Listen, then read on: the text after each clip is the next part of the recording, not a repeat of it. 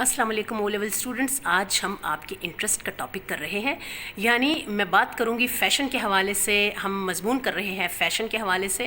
تو پہلا پوائنٹ یہ ہے کہ فیشن کے کیا فائدے ہیں، دوسرا ہے فیشن کے نقصانات کیا ہیں، تیسرا کیا یہ ہے کہ آپ کیا سمجھتے ہیں، آپ کی رائے میں کس قسم کے فیشن کو لوگ اختیار کریں، خصوصاً نوجوان اختیار کریں.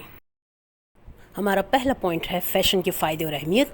تو فیشن کی اصطلاح نہایت وسیع معنوں میں استعمال ہوتی ہے. فیشن سے مراد خصوصاً لباس کے سماجی رویوں میں رائج الوقت انداز کو اپنانا ہے.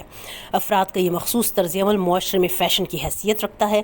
فیشن کی اہمیت کا اندازہ اسے لگایا جا سکتا ہے کہ رائج الوقت لباس زیب تن نہ کرنے والے اس وقت کے ماحول میں اجنبی محسوس ہونے لگتے ہیں. ہمارا دوسرا پوائنٹ ہے فیشن کے نقصانات.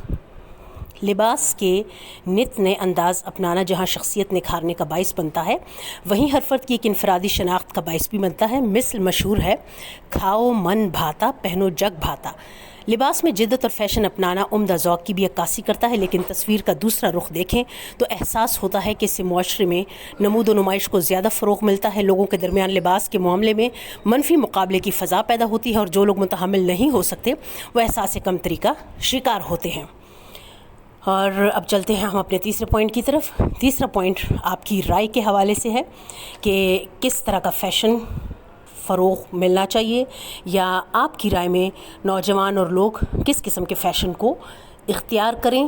تو اس حوالے سے میری رائے یہ ہے کہ فیشن کسی بھی زمانے میں کسی بھی طرح کا ہو، اس میں بے حیائی کا عنصر نہیں ہونا چاہیے. اپنے مذہب، تہذیب اور اخلاقیات کا اہتمام لازمی ہونا چاہیے، اور ایسے فیشن کو فروغ ملنا چاہیے، یا نوجوانوں کو اور لوگوں کو ایسے فیشن کو اختیار کرنا چاہیے جس سے منفی قسم کے جو رجحانات ہیں وہ جنم نہ لے سکیں، لوگوں میں مقابلے بازی کا جو رجحان ہے وہ پیدا نہ ہو.